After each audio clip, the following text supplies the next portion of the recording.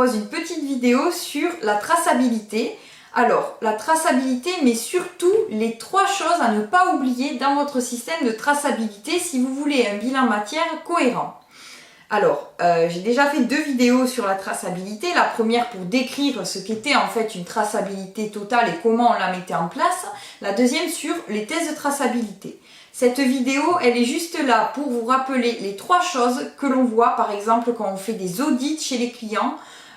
Voilà, de voir finalement ce qui résulte de leur test de traçabilité. Et finalement, on se rend compte que des fois, ils ne sont pas au point sur certaines choses. Donc par exemple, les 3 choses qui sont généralement oubliées dans les tests de dans la traçabilité en général. Alors, tout d'abord, c'est les déchets. Il faut bien penser à quantifier les déchets. Donc voilà, s'il y a des matières premières qui partent au rebut, il faut bien penser à le signaler de façon à ce qu'on puisse le soustraire de la traçabilité et que quand on fait le bilan matière, en fait, on ne se retrouve pas avec des écarts ou des quantités que l'on n'explique pas, on ne sait pas où elles sont passées.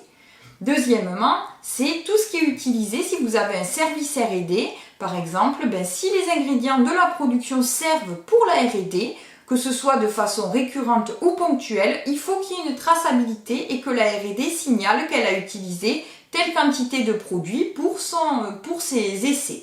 Voilà, donc c'est intéressant et c'est très important de soustraire aussi de la traçabilité la quantité d'ingrédients utilisés pour ces essais. La troisième chose qui est souvent oubliée, c'est tout ce qui est repasse, recyclage. Donc par exemple, vous êtes nombreux à avoir par exemple en fin de journée un reste de pâtes que l'on va utiliser sur la production du lendemain. C'est tout à fait légal, il n'y a pas de problème là-dessus. Par contre, il vous faut le recycler et donc le tracer.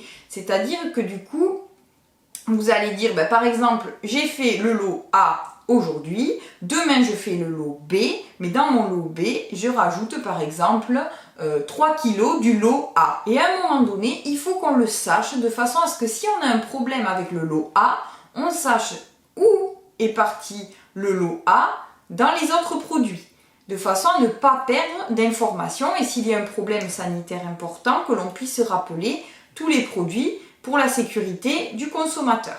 Voilà, donc ces 3 éléments, il vous faut bien les avoir en tête. N'hésitez pas à regarder les autres vidéos sur ce qu'est une traçabilité totale et comment on met en place les tests de traçabilité. Si jamais, à partir de cela, il vous reste des questions sur la traçabilité, n'hésitez pas à nous solliciter. Je vous souhaite une très belle journée et je vous dis à très bientôt.